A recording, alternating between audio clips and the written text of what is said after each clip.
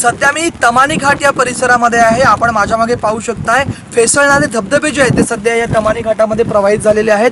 अत्यंत नयनरम्य दृश्य जे आहे ते सध्या तमानी घाटामध्ये पाहायला मिळतंय। आपण पाहतो या तमानी घाटामध्ये अत्यंत नयनरम्य दृश्य जे आहे ते सध्या पाहायला मिळतंय। फेसळणारे धबधबे जे आहेत ते प्रवाहित झालेले आहेत आणि त्याचबरोबर धुक्यांचं सावट देखील या तमानी घाटाच्या डोंगर परिसराला आलेलं आहे। आपण पाहतोय अत्यंत नयनरम्य दृश्य जे आहे ते सध्या आपणास तमानी घाटामध्ये दिसत आहे। हे आपण पाहतोय तमानी घाट, अत्यंत नयनरम्य दृश्य जे आहे ते आपल्याला तमानी घाटामध्ये दिसत आहे। फेसळणारे धबधबे जे आहेत ते प्रवाहित झालेले आहेत। याच फेसळणाऱ्या धबधब्यांचं दृश्य जे आहे ते मनमोहक दृश्य जे आहे ते नयनाला भुरळ घालताना दिसतंय। आपण पाहतोय हे तमानी घाटाचा परिसर आहे आणि नयनरम्य दृश्य जे आहे ते सध्या या तमानी घाटाच्या परिसरामध्ये जे ते आपणास पाहावयास मिळत आहे।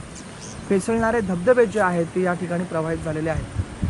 एकंदरीत जर आपण पाहिलं तर नेहमीच रायगड जिल्ह्याचा हे महत्त्वाचं केंद्रबिंदू ठरतं पर्यटकांसाठी आणि पर्यटक जे आहेत ते मोठ्या उत्साहामध्ये या तमानी घाटाच्या परिसराला पसंती देत असतात। मात्र मागील कालावधीमध्ये काही जर आपण पाहिलं तर अपघात झाल्या कारणास्तव प्रशासनाने 30 सप्टेंबरपर्यंत या क्षेत्रामध्ये जी आहे ती बंदी घातलेली आहे।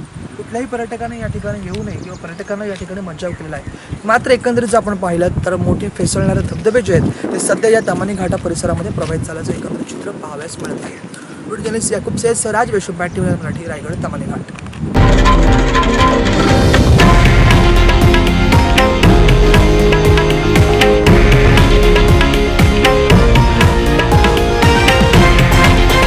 हे आहे देशातील नंबर 1 न्यूज नेटवर्क आणि आपण पाहत आहात TV9 मराठी, एकमेव।